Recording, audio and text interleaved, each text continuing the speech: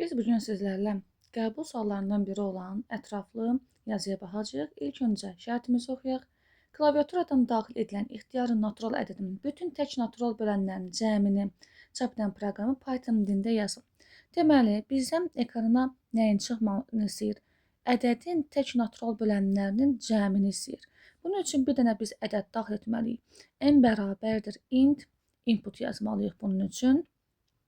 Daha sonra isə bizdən cəmi, yəni hesablama istədiyi üçün bir dənə S dəyişəni daxil etməliyik və 0 mənimsətməliyik.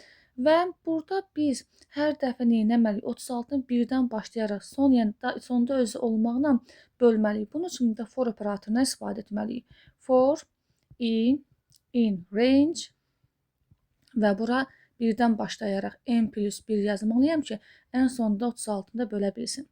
Və sonra isə biz if şərti verməliyik. Yəni ədədlər nə olmalıdır? 36-ya tam bölməlidir. Ona görə də n yazıb bərabər edirəm 0-a və indi burada bölənlərinin tək və cüt olduğunu yoxlamaq üçün bu zaman yenə də bir if verirəm və i-ni faizlə 2-yə bölüb, amma qalıqda nə alınmalıdır tək olması üçün? 1 alınmalıdır. Əgər qalıqda 1 alınırsa, 2-yə bölü, deməli həmin ədəd təkdir. Bu zaman s bərabərdir, s plus i yazıram və burada s plus i həmin o tək natural bölənlərin cəmini nədir burada? Cəmləyir. Və sonunda cəmlədikdən sonra print nə olur? S olur. Demək ekrana tək natural bölənlərin cəmi çıxmış olur.